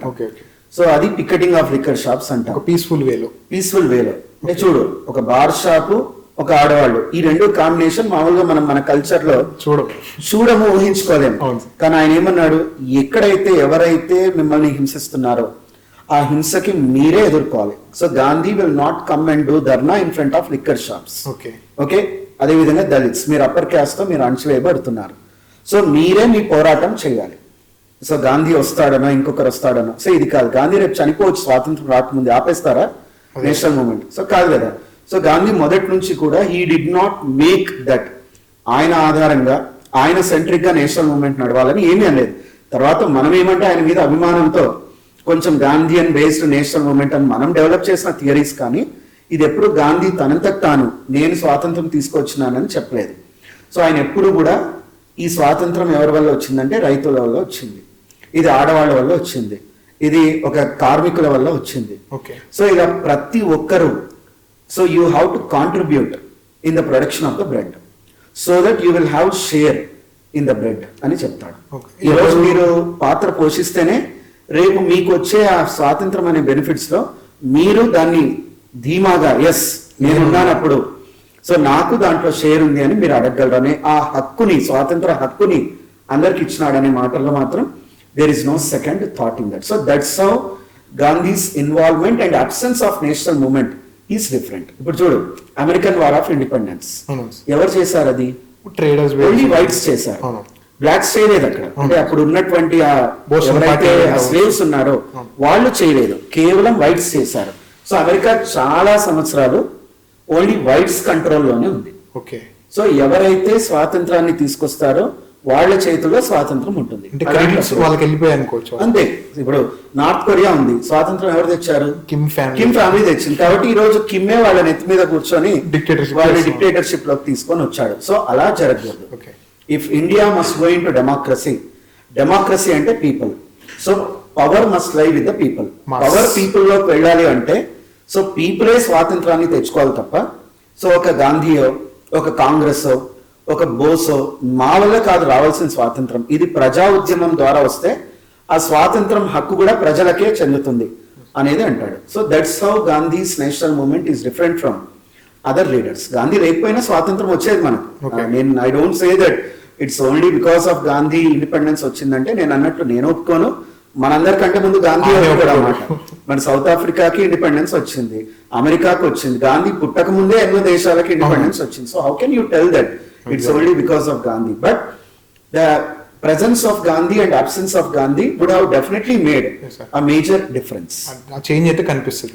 మెథడ్ వేలో అవ్వచ్చు, తర్వాత మన చుట్టూ ఉండే మన నేబరింగ్ నేషన్స్ మనం కంపారిజన్. ఎగ్జాక్ట్లీ. సో మనది it is Gandhi's vision of national movement in India. Pakistan is Jinnah's vision of nation. ఇప్పుడు ఏమైంది, పాకిస్తాన్ ఎలా ఉంది, మనం ఎలా ఉన్నాం. So we can compare and understand the presence and absence of Gandhi. Okay okay, thank you sir. అలాగే ఇప్పుడు వరకు మనం అయితే నేషనల్ మూవ్మెంట్ రిలేటెడ్ ఇష్యూ అయితే మాట్లాడుకున్నాం, దానికి సంబంధించిన హిస్టారికల్ కంటెక్స్ట్ బ్యాక్గ్రౌండ్ అయితే. ఇప్పుడు ఈ క్వశ్చన్ ఎలా ఉండబోతుందంటే, ఈరోజు అంటే 15th August 2026, అలాగే 15th August 1947, బేసిక్గా 18 years గ్యాప్ అయితే ఉందన్నమాట. 8 years గ్యాప్ ఉంది మనకు. ఆ 8 years గ్యాప్లో అప్పుడు ఇండియా ఎలా ఉంది, డ్యూరింగ్ ఇండిపెండెన్స్ సిచ్యువేషన్ ఎలా ఉందంటారు? సో ఇప్పుడు 2026లో మనం చేసుకుంటున్న ఇండిపెండెన్స్ డే సెలబ్రేషన్స్ చెప్పాలంటే టెన్షన్ ఫ్రీ సెలబ్రేషన్స్ అని చెప్పొచ్చు. ఓకే, ఒక స్వీట్లు పంచుకోగలుగుతున్నాము, ఏదో రోడ్ల మీద బైక్లు వేసుకొని జెండా పెట్టుకొని మనం తిరగలుగుతున్నాము, ఇవన్నీ ఉన్నాయి. అంటే ఇప్పుడు ఫుల్ ఫోకస్ సెలబ్రేషన్స్ మీద మనం చేయగలుగుతున్నాం. ఎస్, వేరే సమస్యలు ఉన్నాయి. ఇప్పుడు వరకు మనకు సిజేపీ ప్రొటెస్ట్లు ఇవన్నీ ఉన్నా కూడా, ఏది ఉన్నా ఇప్పుడు మనం ఎంతో కొంత ప్రశాంతంగా ఈ 88th సెలబ్రేషన్స్ జరుపుకోగలుగుతున్నాం. బట్ మనకు 1947 ఆగస్ట్ 1947లో ఈ సిచ్యువేషన్స్ ఇలా లేవు. ఓకే, అప్పుడు మనకు రెండు జరిగాయి. ఒకటి గుడ్ న్యూస్ ఇండిపెండెన్స్, ఒకటి bad news partition. Okay, so both good news and bad news came together in mount battens plan. So mount baton ఇచ్చినటువంటి నివేదిక ప్రకారం భారతదేశానికి స్వాతంత్రం రావాలి, ప్లస్ భారతదేశం రెండు ముక్కలుగా కూడా కావాలి. ఓకే. సో ఒక పక్క బాధాకరమైంది ఏమంటే మనం విడిపోతున్నాం. ఒక దేశమే మన భారత ఉపఖండం రెండు దేశాలుగా ఏర్పడ్డాం. ఇన్ని రోజులు మనం అఖండ భారత్ అని కలగన్నాం. నేషనల్ మూవ్మెంట్ టైం అంతా మనం ప్రిన్స్లీ స్టేట్స్, మనము బ్రిటిష్ స్టేట్స్ అన్ని కలిసి మనం ఒక అఖండ భారతదేశాన్ని ఏర్పాటు చేసుకుంటామనే కళ నుంచి సడన్ గా దానికి విరుద్ధంగా మనకు జరిగింది. సో స్వాతంత్రం వచ్చినా కూడా స్వాతంత్రంతో పాటు వచ్చిన చాలా ఛాలెంజెస్ మనకు ఉన్నాయి. సో అప్పటి లీడర్స్, గవర్నమెంట్ అనుకోండి, నెహ్రూ అనుకోండి, ప్రధానమంత్రి లేదా ఎవరైనా ఇంకెవరైనా, వాళ్ళకి ఈ రోజు ఉన్న లగ్జరీస్ అండ్ కంఫర్ట్స్ ఆ రోజు లేవు. ఓకే. సో ఈ రోజు మన ఇండియాకు ఉన్నటువంటి, అంటే ఇప్పటి నాయకులకు ఉన్న లగ్జరీస్ అండ్ కంఫర్ట్స్ ఆ రోజుల్లో మనకు లేవు. So first prime minister of ఇండియాగా ఏదో అది చూడ్డానికి పొజిషన్ ప్లస్ మనం ఇండియన్ హిస్టరీలో ఒక జీకే బిట్ కోసం పనికొస్తుంది. Who is the first prime minister of India అంటే జవహర్లాల్ నెహ్రూ. సో జవహర్లాల్ నెహ్రూకి ప్రాబబ్లీ జీకేలో ఆ క్వశ్చన్ అడగడానికి ఆయన పేరు గుర్తుండడానికి ఒక కంఫర్ట్ తప్ప, సో ఆయన ఒక ముళ్ళ పాన్పు మీద కూర్చున్న ప్రధానమంత్రి అన్నమాట. We did not get what you say resourceful అనే కాదు, రిసోర్సెస్ ఉన్నాయి మన దగ్గర, కానీ 200 సంవత్సరాలు ఒక దొంగ మనల్ని దోపిడీ చేసి, మనల్ని అస్తవ్యస్తం చేసి, మనలో మనకు విభేదాలు పెట్టి, మన వ్యవసాయాన్ని చెడగొట్టి, మనకు పరిశ్రమలు లేకుండా చేసి, మనలో మనకు ఏమంటారంటే రైవలరీస్, కమ్యూనల్ రైవలరీ అనుకో, ఏదైనా ఇవన్నీ పెట్టి అప్పుడు ఏదో మనకు గుడ్ న్యూస్ ఇస్తున్నట్లు మనకు స్వాతంత్రాన్ని అప్పగిచ్చిపోయాడు తప్ప, ఆ రోజున్న ప్రధానమంత్రి ఎవరైతే ఉన్నారో ఆయనకి అన్ని ఛాలెంజెస్. ఓకే. సో ఇన్ఫాక్ట్ నేను ఒకటే ఎప్పుడు కూడా చెప్తాను, the person whoever becomes or already became the first prime minister of India will become the first villain of India. Okay. Okay, this is what I say. It is not a comfort and luxury to feel that you are the first Prime Minister of India, because up to 1947, people see you as a freedom fighter. Okay? So, తర్వాత నిన్ను ఒక ప్రధానమంత్రిగా నువ్వు ఎలా దేశాన్ని పాలిస్తున్నావు అనేది నిన్ను evaluate చేస్తారు. సో అప్పుడు మనకు లిటరసీ రేట్ ఎంత ఉంది? బ్రిటిష్ వాళ్ళు గొప్పగా చెప్పినారు, మేము లక్షల్లో బడ్జెట్ ఇచ్చినాము, ఇంగ్లీష్ ప్రమోట్ చేసినాం, భారతీయులకు విద్యా వ్యవస్థ ఇచ్చినాం. సో మనకి 84% approximately of Indians for illiterates. చదవడం రాయడం బేసిక్ గా రాని ఇండియన్స్ 100లో 84 మంది ఉన్నారు. ఓకే, 16% ఉన్నారు. ఒక పక్క బార్డర్ దగ్గర హింస. సో హిందువులు, ముస్లింలు, సిక్కులు మనకి ఎంతమంది, సుమారు 10 నుంచి 15 లక్షల మంది మనము అంటే స్వాతంత్రం కోసం కూడా అంతమంది చనిపోలేదు. స్వాతంత్రం వచ్చాక మనం పార్టీషన్ లో అంతమందిని చంపుకున్నాం. సో లక్షల్లో జనాలు ఇటు బెంగాల్ నుంచి ఇటు పంజాబ్ నుంచి ఇండియాకి కేవలం వాళ్ళ బేసిక్ బిలాంగింగ్స్ తో వస్తున్నారు. అక్కడ ఒక ఉమ్మడి కుటుంబం లాగా బయలుదేరుతారు. ఇక్కడికి వచ్చేసరికి కొంతమంది అమ్మని పోగొట్టుకున్నారు, కొంతమంది పిల్లల్ని పోగొట్టుకున్నారు, కొంతమంది కళ్ళు చేతులు అవి పోగొట్టుకొని దీన పరిస్థితిలో వస్తే వాళ్ళకి మనం ఒక హోప్ చూపించాలి. ఆ టైంలో లక్షల మంది మైగ్రెంట్స్ మనకి ఇండియాకి వచ్చినారనమాట. సో వాళ్ళకి మనం ఒక ఉపాధి కల్పించాలి. వాళ్ళకి ముందు ఇమీడియట్ గా వాళ్ళకి ఫుడ్, మినిమం బేసిక్ నీడ్స్ అనేవి కల్పించాలి. మన దగ్గర ఉన్న బడ్జెట్ ఎంత? సో మన దగ్గర అసలు చాలా అంటే ఆర్థికంగా మనం చితికిపోయిన పరిస్థితి అది. అలాంటి టైంలో మనకు మనమే పోషించుకోలేని పరిస్థితిలో మన ఇంటికి ఒక పెద్ద బంధువర్గం వచ్చినారనుకో, మనం ఎలా చేస్తాం? అది కుదరదు. అదొక మేజర్ ఛాలెంజ్ ఆ రోజుల్లో. ప్లస్ మొత్తం ఇండియాని ఏమైనా మనకు అప్పగిచ్చారా? అది కాదు. సో వాళ్ళు ఏం చేశారు? ప్రిన్స్లీ స్టేట్స్, సో మీ ఇష్టం, మీరు స్వతంత్రంగా ఉంటారా, మీరు పాకిస్తాన్ లో జాయిన్ అవుతారా, ఇండియాలో జాయిన్ అవుతారా, మీ ఇష్టం అన్నారు. ఆ బడ్డీని కూడా మన మీదకే పెట్టారు. సో అంటే మనం భూభాగాన్ని కూడా కలుపుకోవాలి, ప్రజల్ని కలుపుకోవాలి. అది ఒక ఛాలెంజ్ మనకి. అండ్ మనకు భారతదేశాన్ని అన్నపూర్ణ అంటాం. అంటే మనం ప్రపంచానికి అందరికీ ఒకప్పుడు ఏన్షియంట్ అండ్ మిడివల్ టైమ్స్ లో మనం ఫుడ్ గ్రెయిన్స్ ఎక్స్పోర్ట్ చేస్తే ప్రపంచాన్ని పోషించిన దేశం ఎక్కడో బయటి దేశాల నుంచి మనము we had to import the food for India. అంటే మనం బిచ్చగాళ్ళ పరిస్థితికి వచ్చి అప్పుడు ఫస్ట్ ఏమో మనం అంతా వివర్ ద పీపుల్, కానీ మనము దేహి అని అమెరికా నుంచి ఫుడ్ గ్రెయిన్స్ రావాలి, ఇంగ్లాండ్ నుంచి రావాలి, వెస్టర్న్ నేషన్స్, పైగా వాళ్ళందరూ మనకి ఈజీగా కూడా ఇవ్వలేదు. మనల్ని ఎంత ఇబ్బంది పెట్టాలనో అంత ఇబ్బంది పెట్టారు. పైగా ఫారిన్ పాలసీ మీద ఫోర్స్ ఉంది. నువ్వు క్యాపిటలిస్ట్ బ్లాక్ లోకి చేరుతావా, నువ్వు కమ్యూనిస్ట్ బ్లాక్ లోకి చేరుతావా, అక్కడ చేరితే నేను నావి ఇవ్వను, సో ఇక్కడ చేరితే వాడు మనకు కావాల్సినవి ఇవ్వవు. సో ఒక ఫారెన్ పాలసీని మనం నిర్ణయించుకోవాలి. స్వాతంత్రం వచ్చిందో లేదో వెంటనే మళ్ళీ మన స్వాతంత్రాన్ని వాడికో అప్పగించాలి. అలాంటి ఒక ఫారెన్ పాలసీకి సంబంధించిన ఒక ప్రెషర్ ఉంది. సో ఇలాంటి సిచ్యువేషన్ లో in general it is not easy for anyone to become prime minister of India in such situations అన్నమాట, ఇన్ సచ్ సిచ్యువేషన్స్. కానీ ఈ ఛాలెంజెస్ అన్నింటినీ ఓవర్కమ్ చేస్తూ మనకు 15th ఆగస్ట్ ఎలాగో mid night tryst with destiny అని జవహర్లాల్ నెహ్రూ ఒక స్పీచ్ తో స్టార్ట్ చేస్తాడు. ఆయన అక్కడ ఆ స్పీచ్ లో కూడా మనం గమనిస్తే ఏమని చెప్పొచ్చు అంటే, స్వాతంత్రం వచ్చిందన్న సంతోషం కంటే మన ముందు ఉన్న బాధ్యతలేమి, మన ముందు ఉన్న సవాళ్ళేమి అనే దాన్ని తీసుకొచ్చాడు. మామూలుగా ఎవరైనా ఏమంటారు, అవన్నీ తర్వాత చూసుకుందాము, ఇండిపెండెన్స్ వచ్చింది కదా స్వీట్లు పంచుకుందాము, ఏదన్నా మంచిగా మాట్లాడదామని. కానీ ఆ రోజు కూడా ఫస్ట్ స్పీచ్ లోనే నెహ్రూ అన్నాడు, అంటే మనకు స్వాతంత్రం వచ్చింది అనేది మనకి ఒక గుడ్ న్యూస్ అయితే, దాంతో పాటు వచ్చే సమస్యలు సవాళ్లను గుర్తు చేసేలాగా ఆయన ఫస్ట్ ఫ్లాగ్ హాయిస్టింగ్ అనేది చేసే రోజు చెప్పాడు అనమాట.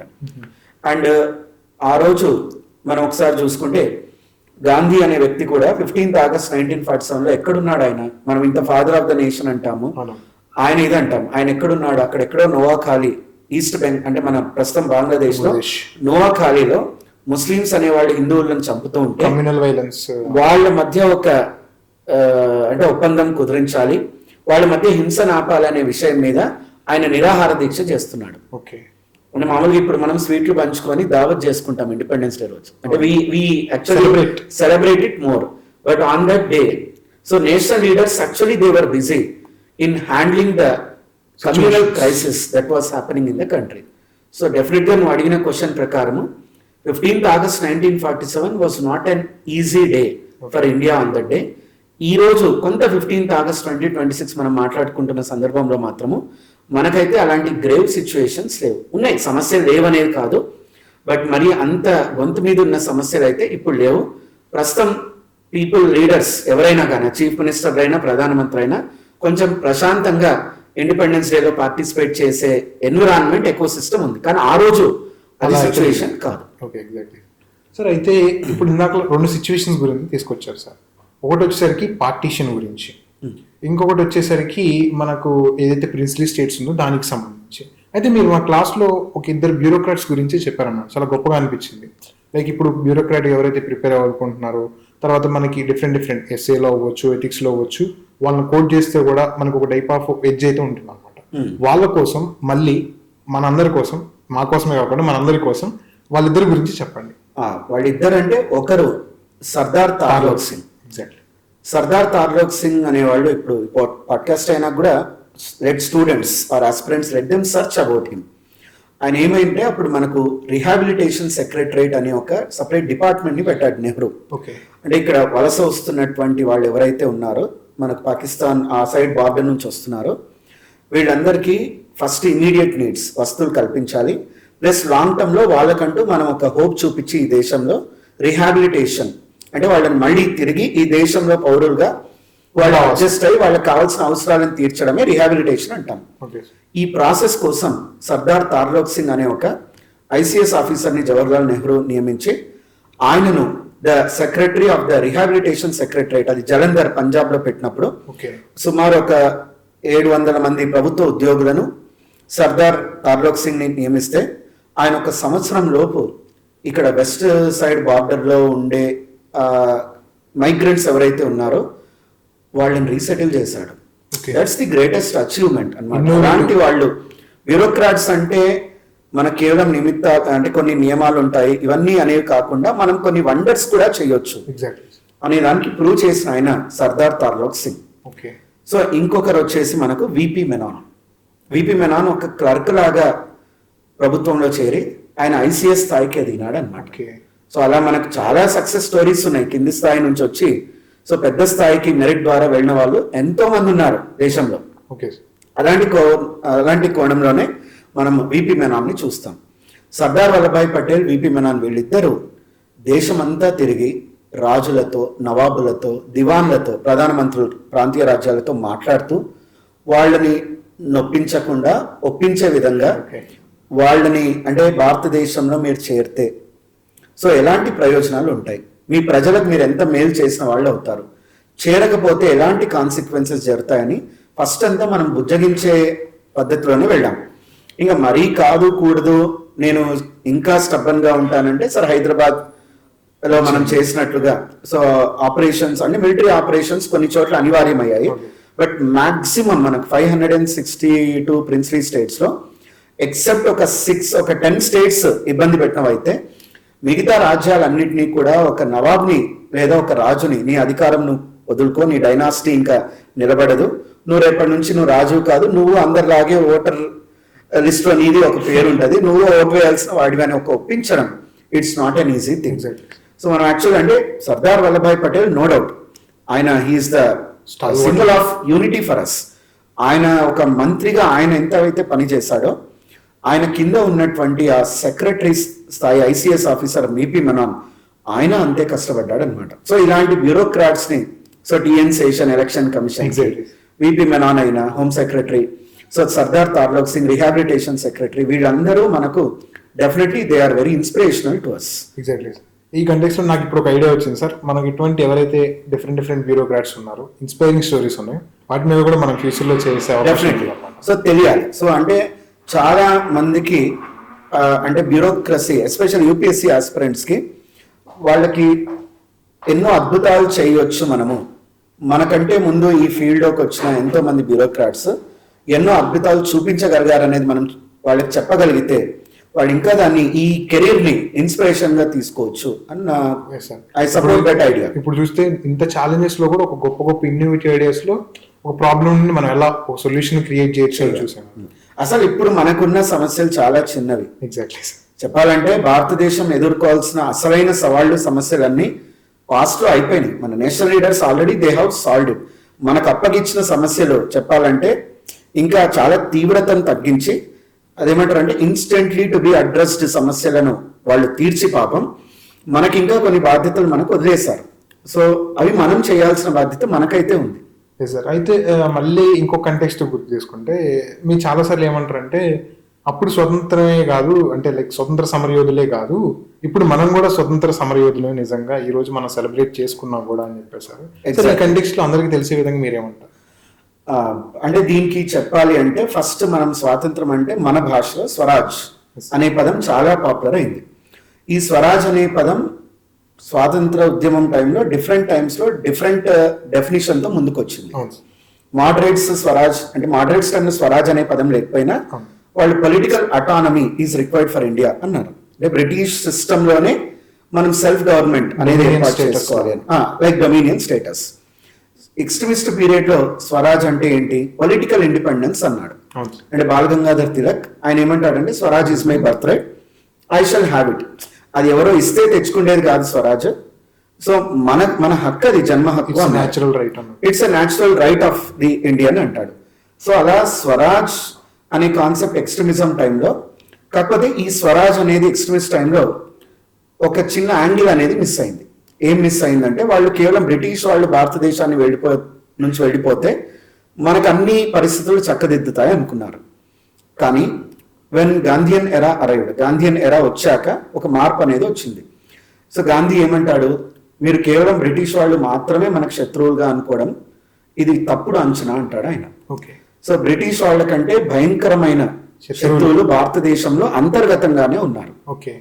సో ఒకటి ఆయన చెప్పినటువంటి ప్రాబ్లమ్స్ లో ఆయన మరి ఏ యాంగిల్లో ఆలోచించాడో తెలియదు కానీ, సో మన చుట్టూ ఉండే పరిసరాల్లో ఇప్పుడు మన కాలువలు శుభ్రంగా లేకపోయినా, మన చుట్టూ మనం చెత్త చెదారం వేసుకున్నా, మన చుట్టూ ఉండే చెత్త మనం సరిగ్గా మెయింటైన్ చేయలేని కాలువలు, మనకు బేసిక్ గా మనం టాయిలెట్స్ లేకపోవడం అంటే ఓపెన్ డెఫికేషన్, ఇవి బ్రిటిష్ కంటే భారతీయులకు భయంకరమైన ప్రాబ్లం అంటారు. ఓకే.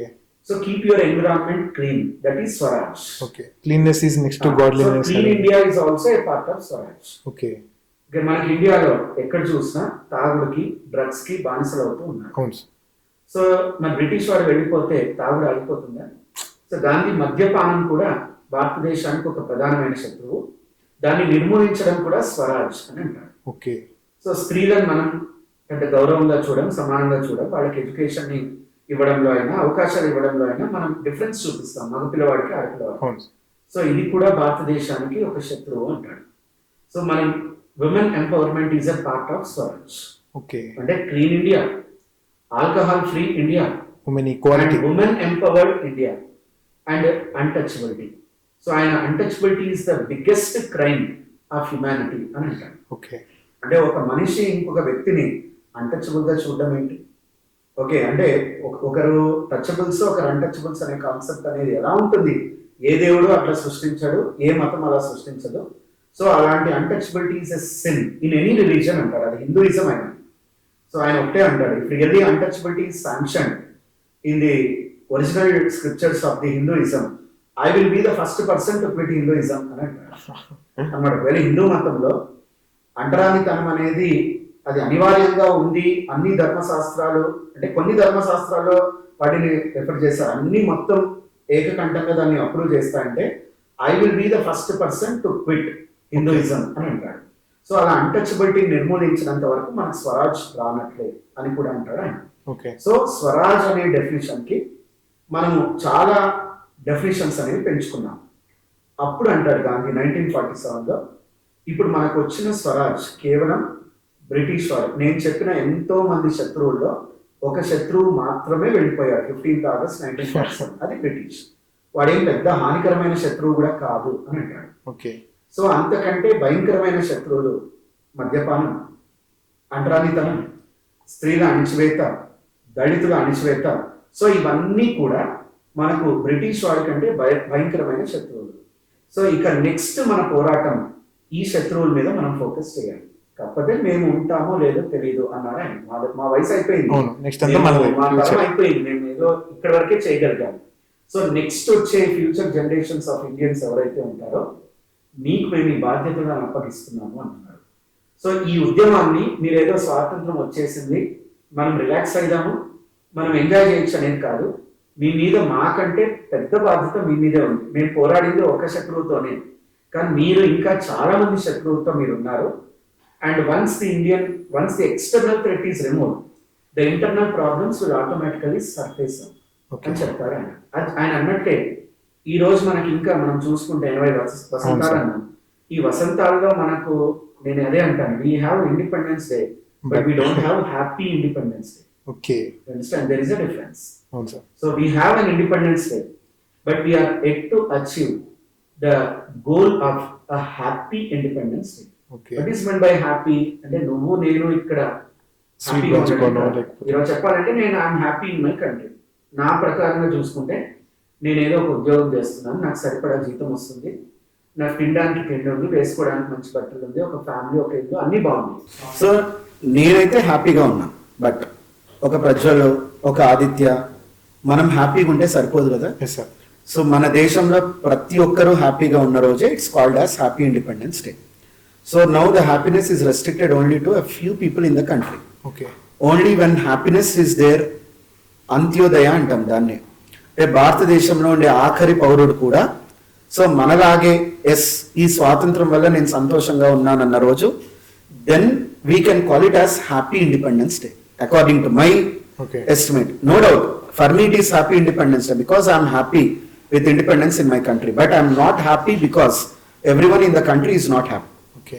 అంటే మీ విషయంలో ఒక రియల్ ఇండిపెండెన్స్ అనేది ఇంకా రావాల్సి ఇంకా అది అదైతే వాస్తవం. ఓకే. మనం ఎంతో కొంత అంటే మరి టూ మచ్ ఆప్టిమిస్టిక్ గా ఉండకూడదు కదా. అవును.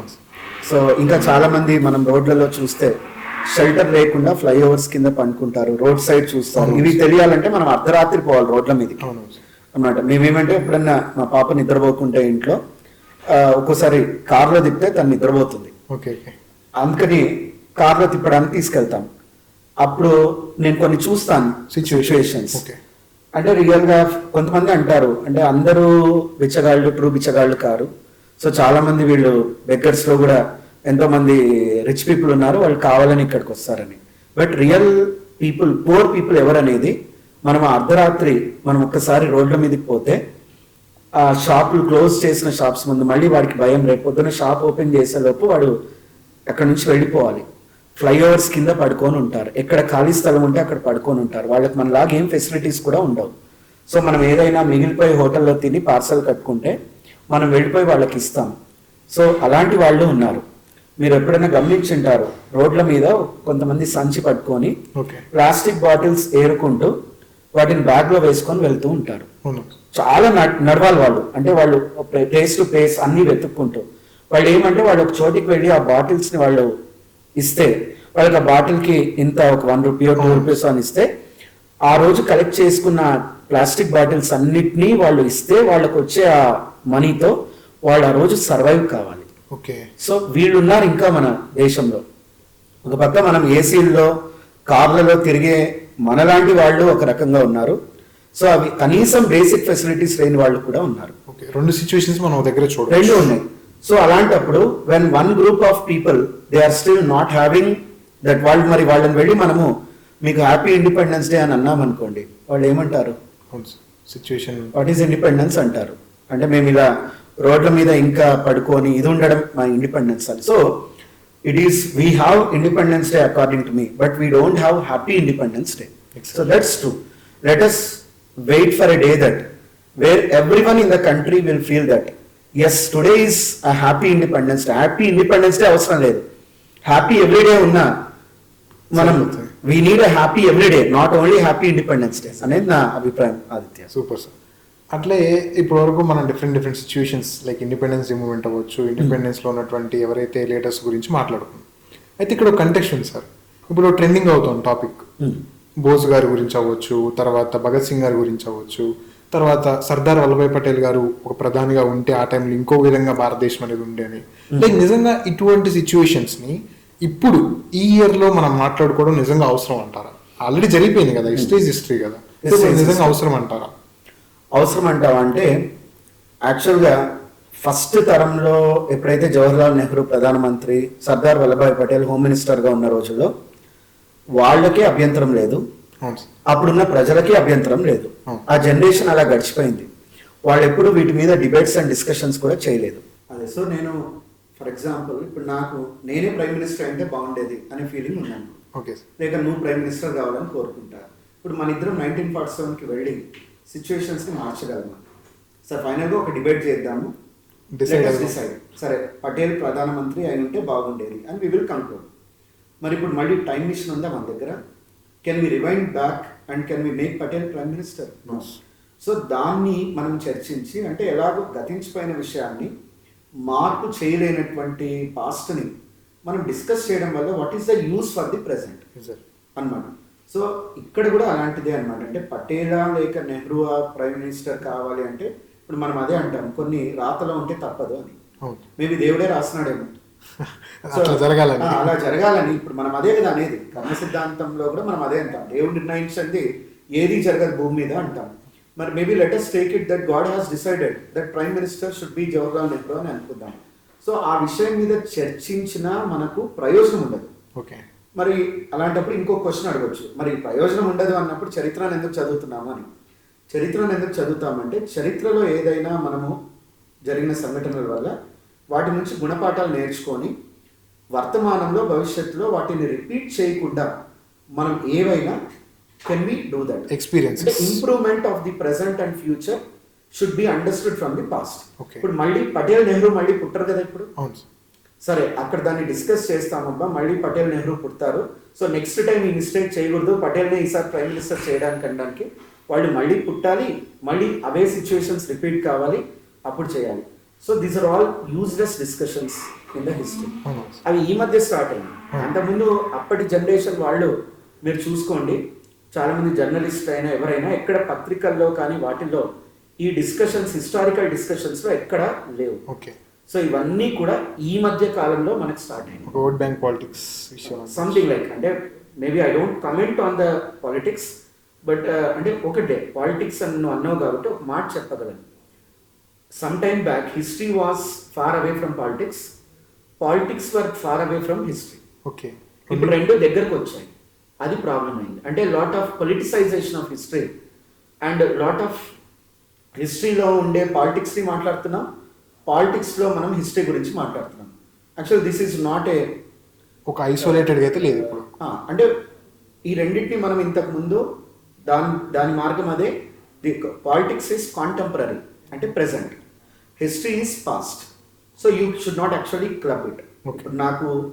నేను ఇప్పుడు ప్రస్తుతం ఒక రాజకీయ పార్టీకి నేను నాయకుడిని, నేను నా అపోజిషన్ వ్యక్తిని తిడితే బాగుంటుంది, కానీ నేను ఎప్పుడో ఒక 10 ఏళ్ల క్రితమో 20 ఏళ్ల క్రితమో ఉన్న ప్రధానమంత్రిని తిడితే లాభం ఏముంది? So I have to fight with my contemporary అన్నమాట. So I cannot fight with someone who does not exist today and he existed somewhere in the past. So నేను ఇప్పుడు ఎందుకు చేయలేకపోతున్నానంటే అప్పుడు ఆయన తప్పు చేశాడు కాబట్టి నేను ఇప్పుడు చేయలేకపోతున్నానంటే ఇంకా నేను ఎందుకు? అంతే కదా sir. So like that rewinding something in to the past and trying to blame the leaders something in the past. Okay, వాళ్ళు తప్పులు చేసిండొచ్చు, వాళ్ళు చేయలేదని కాదు, కానీ వాటిని మనం ఇప్పుడు డిస్కస్ చేయడం వల్ల it is no use for history. మీరు అన్నట్టు ఇంకా మనకు చాలా ఇష్యూస్ ఉన్నాయి మాట్లాడుకోవాల్సిన, ఆల్రెడీ ఇందాక మాట్లాడాం కదా, అటువంటి వాటి గురించి డిస్కషన్ ప్రొడక్టివ్గా ఉంటే ఒక ఇన్నోవేటివ్ ఈజీ అవుతుంది అంతే. అంటే ఇప్పుడు చూడు, మనము చూసుకుంటే కూడా వర్తమానం భవిష్యత్తు మన చేతిలో ఉంటాయి. చరిత్ర ఏదుందో అదే చదవాలి, దాన్ని మార్చాలి, దాన్ని ఏదో మనం ఇంకా ఇది చేయాలి అనేలాగా ప్రయత్నాలు చేస్తే మనం మన ప్రెజెంట్ అండ్ ఫ్యూచర్ టైంని పోగొట్టుకుంటాం. If you too much rely on the past then you will lose time in the present and future. So that's the problem. అయితే ఈ యొక్క ట్రెండ్ అంటే లైక్ ఆయన చేంజ్ చేశారు, జెన్యున్ ట్రెండ్ అయితే మనం ఒకరు చూసాం. అయితే ఈ యొక్క కాన్సెప్ట్లో హిస్టరీ గురించి చదువుకోవాలని మీరు ఇప్పుడు చెప్పారు ఆల్రెడీ.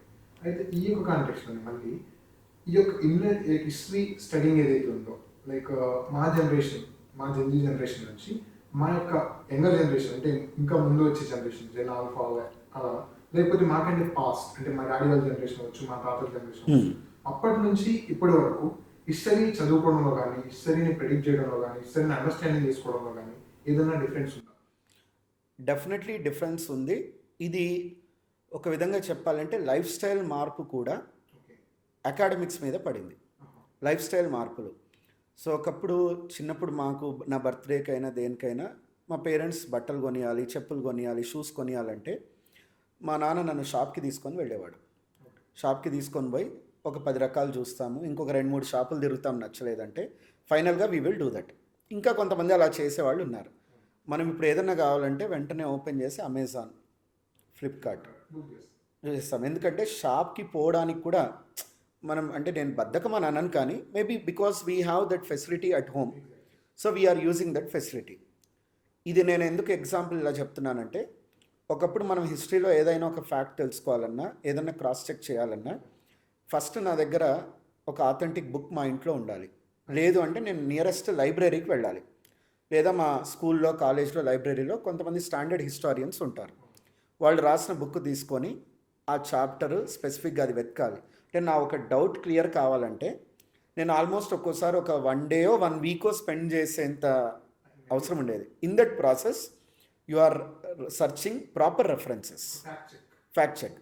సో కానీ ఇప్పుడు ఏమైందంటే, ఇప్పుడు ఇన్స్టాగ్రామ్లో, యూట్యూబ్లో ఇవి రావడం వల్ల everyone has an ease of possibility to come in front of the people and talk to them.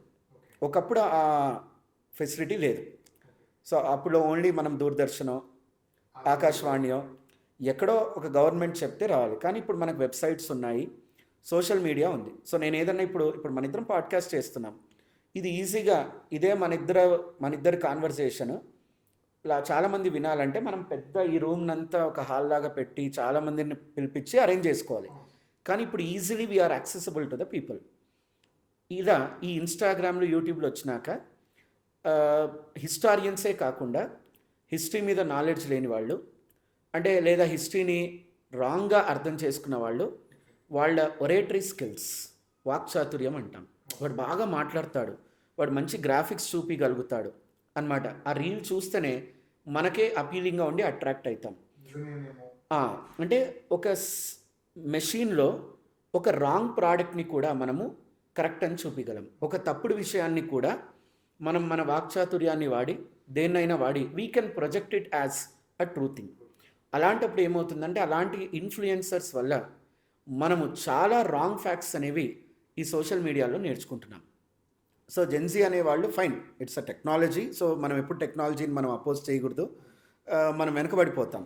కానీ ఒకటేమంటే, మీరు ఏదైనా ఒక యూట్యూబర్ కానీ ఎవరైనా మాట్లాడితే, అప్పుడు ఫర్ ఎగ్జాంపుల్ ఒక రామచంద్ర గుహ ఇంటర్వ్యూ చూశారు, ఇంకా మళ్ళీ క్రాస్ వెరిఫై చేయాల్సిన పని లేదు. ఎందుకు? ఆయన ఆల్రెడీ ఒక హిస్టారియన్, ఆయన చాలా రీసెర్చ్ చేసి డైవర్సిఫైడ్, చాలా వాళ్ళు ఎన్నెన్నో విజిట్ చేస్తారు, ఎన్నో చేసి ఒక బుక్ రాస్తారు.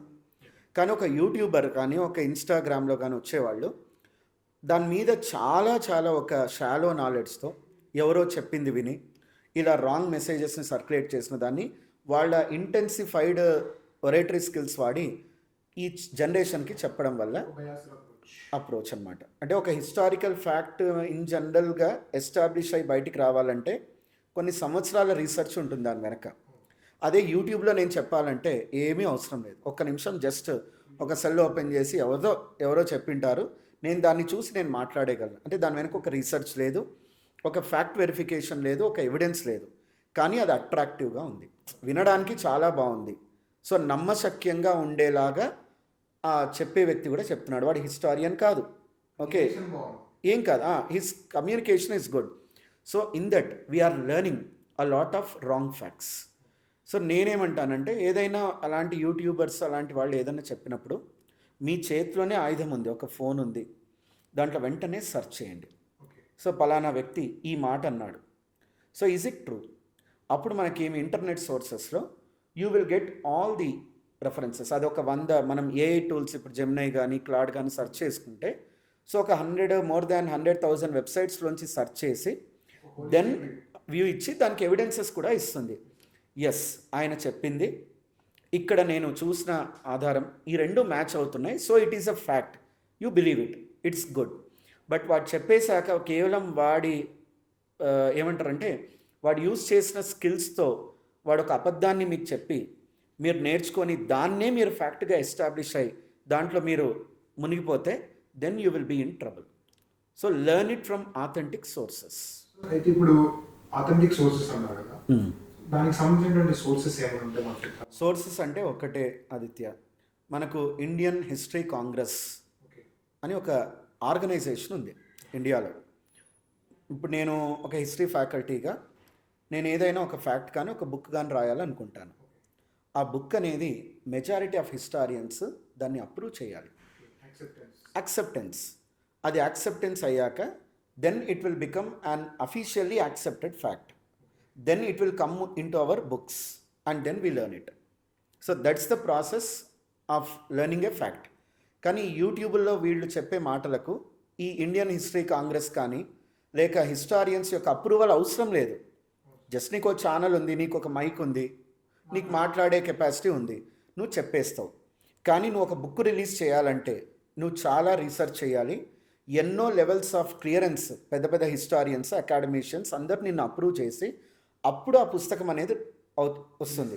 కానీ ఇప్పుడు పుస్తకం చదివే అలవాటు తప్పిపోయి మనం రీల్స్ ద్వారా హిస్టరీ నేర్చుకుంటూ ఉన్నాం. ఇది ఒక డ్రాబ్యాక్ అని నేను చెప్తాను. సో దీనివల్ల మీరు రాంగ్ ఇన్ఫర్మేషన్ని మీరు బిలీవ్ చేసి దాన్నే స్టిక్ ఆన్ చేసుకొని నిర్ణయాలను తీసుకునే ప్రమాదంలో పడతారు. So whenever you learn, just simple thing, just cross check. ఇప్పుడు అమెజాన్లో నేను ఒక వస్తువు రేట్ చూస్తాను, మళ్ళీ వెంటనే ఫ్లిప్కార్ట్లో చూస్తా, జెప్టోలో చూస్తా, ఎక్కడ బెస్ట్ అనేది. ఆ ఓపిక హిస్టారికల్ వెరిఫికేషన్లో కూడా కొంచెం మీరు ఆ అలవాటు తెచ్చుకుంటే, ఎవరైనా ఒక ఫ్యాక్ట్ చెప్పాక దాన్ని వెంటనే క్రాస్ వెరిఫై చేసుకుంటే, ఆ అలవాటు తెచ్చుకుంటే జెన్జీకి మంచిది. అంటే అందరూ రాంగ్గా ఉన్నారని చెప్పలేము, but what ever may be good or bad, since bad కూడా ఉంది కాబట్టి గుడ్ని కూడా మనం వెరిఫై చేసుకోవాలి అంట. నేను క్లాస్లో కూడా చెప్తాం మా స్టూడెంట్స్కి మాట, సో నన్ను కూడా గుడ్డిగా నమ్మొద్దండి అంట. నేను కరెక్ట్గా చెప్తున్నానా లేదా అని ఒక్కసారి మీరు క్రాస్ చెక్ చేసుకోండి అని నేనే వాళ్ళకి గుర్తు చేస్తాను. ఎందుకంటే ఒక్కోసారి నేను బాగా ఎక్స్ప్లెయిన్ చేస్తున్నాను, నేను బాగా మాట్లాడగలను, బట్ సార్ ఇంత బాగా మాట్లాడుతున్నాడు, సార్ ఇంత కంటెంట్ చెప్తున్నాడు, సార్ అంత లేనిదే చెప్తాడా, అదే ఆథెంటిసిటీ ఆఫ్. అంటే క్లాసెస్లో కూడా నేను చెప్పే, నాకే కాదు, ఈ పాయింట్ అందరు ఆస్పిరెంట్స్కి చెప్తాను. మీ ఇన్స్టిట్యూట్స్లో చెప్పే హిస్టరీ ఫ్యాకల్టీస్ ఏదైనా చెప్పినా కూడా, సో మీరు దాన్ని ఒకసారి సెకండ్ టైం కూడా మీరు స్టాండర్డ్ రెఫరెన్స్ బుక్ తీసుకొని క్రాస్ వెరిఫై చేసుకోండి. సో నేరుగా మేము చెప్పేది కూడా అన్నమాట, అంటే మేము నిజం చెప్తాము, ఎవిడెన్స్ బేస్గానే చెప్తాము, మేము అందులో అనుమానం లేదు. కానీ ఇక్కడ పొల్యూటెడ్ పీపుల్ కూడా మాతో పాటు ఉన్నారు హిస్టరీ చెప్పేవాళ్ళు, కాబట్టి మీరు ఇందులో మమ్మల్ని కూడా ఆ యాసిడ్ టెస్ట్ అనేది చేయండి అని నేను చెప్తాను. స్టూడెంట్స్ మాత్రం రియాలిటీ ఏంటని మనకు కూడా తెలుసు, రియాలిటీ అనేది తెలుస్తుంది. సో అట్లా చాలా మంది స్టూడెంట్స్ పాపం నా అడ్వైస్ విని వాళ్ళు క్రాస్ వెరిఫై చేసి, లేదు సార్ మీరు చెప్పిందంతా మేము స్టాండర్డ్ సోర్సెస్తో కానీ ఈవెన్ నెట్లో సెర్చ్ చేస్తే మీరు చెప్పిన కంటెంట్ మ్యాచింగ్ ఉంది sir, so what you told is true అనేలాగా వచ్చిన ఇంప్రెషన్స్ కూడా ఉన్నాయి. Happy for that. మేము కూడా ఇప్పుడు ఇంత లైక్ ఇప్పుడు హిస్టారియల్ రిప్రజెంటేషన్ అవ్వచ్చు, లేకపోతే ఇండిపెండెన్స్ డే కంటెక్స్ట్ గురించి, తర్వాత ఆ స్టాల్వర్ట్ లీడర్స్ యొక్క కాంట్రిబ్యూషన్ అవ్వచ్చు, నిజంగా సాక్రిఫైస్ మీనింగ్స్ గురించి చాలా డీటెయిల్గా, లైక్ ఇప్పుడు ఉన్నటువంటి జెన్జీ ప్రాబ్లమ్స్ ఏదైతే హిస్టారికల్ ట్రెడిషన్స్ లో, హిస్టారికల్ అండర్స్టాండింగ్స్ గురించి మంచి మంచి సోర్సెస్ డీటెయిల్స్ కూడా చెప్పారు. సో ఈరోజు ఒక మంచి ఒక ఇన్సైట్ఫుల్ ఒక వేలో మన పాడ్కాస్ట్ అయితే జరిగింది సార్. ఇంకా ఫ్యూచర్లో మనం డిఫరెంట్ ఏదైతే చెప్పానో డిఫరెంట్ టాపిక్స్ మీద అయితే మనం తీసుకొద్దాం ఒక సిరీస్ రూపంలో. సో మీ యొక్క టైంని కేటాయించి మళ్ళీ వినాలన్నారు ఆల్రెడీ టైం అంటే డెఫినెట్లీ. సో ఆ టైంని కేటాయించి మరి ఈరోజు ఒక ట్రూ నేను అంత వాల్యుబుల్ పర్సన్ ఏం కాదు, సో నాకు చాలా టైం ఉంది. ఆ టైంని నేను అంటే if at all someone will be benefited, నేను అది ఇవ్వడానికి సిద్ధంగా ఉన్నాను. సో నేనేమంత అంటే బిజియెస్ట్ పర్సన్ అలా ఏం లేదు.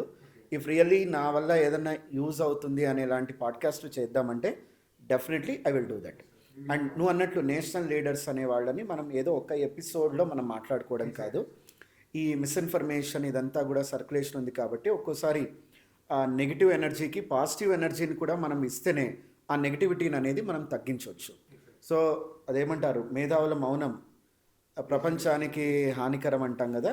సో దాన్ని మనము we have to accept that. అంటే మనం మేధావులం అని కాదు ఇక్కడ, మళ్ళీ నేను I'm not comparing that we are scholars. At least whatever we know the truths, let us try to bring it to the public so that they will not fall into the propaganda history అనేది నా ఉద్దేశం. So అంతవరకు అయితే చేద్దాం, అది తప్పకుండా చేద్దాం. And independence day రోజు మనం ఈ ఈవెంట్ చేయడం అనేది కూడా నాకు చాలా హ్యాపీగా ఉంది. And thank you very much for making me a part of this great event again. ఇప్పటివరకు మనమైతే హిస్టారికల్ కంటెక్స్ట్ గురించి లైక్ ఇండిపెండెన్స్ డే సెలబ్రేషన్స్ దగ్గర నుంచి మొదలు పెట్టుకొని ఇండిపెండెన్స్ ఎట్లా తీసుకొచ్చాము, దానికి సంబంధించినటువంటి డిఫరెంట్ లీడర్స్ యొక్క సాక్రిఫైసెస్ గురించి అన్నిటి గురించి అయితే మనకు చాలా ఇన్సైట్ఫుల్ వ్యూలో ఒక హోలిస్టిక్ పర్స్పెక్టివ్లో అయితే మనకు ఎక్స్ప్లెయిన్ చేశారనమాట. అటువంటి హోలిస్టిక్ పర్స్పెక్టివ్లో మీరు కూడా విని కంప్లీట్గా మీ యొక్క ఒపీనియన్స్ అయితే కమెంట్ బాక్స్లో తెలియజేయండి. సో మళ్ళీ ఇటువంటి గొప్ప పాడ్కాస్ట్తో మళ్ళీ మీ ముందుకు వస్తాను. అందరూ సెలవు, నమస్కారం.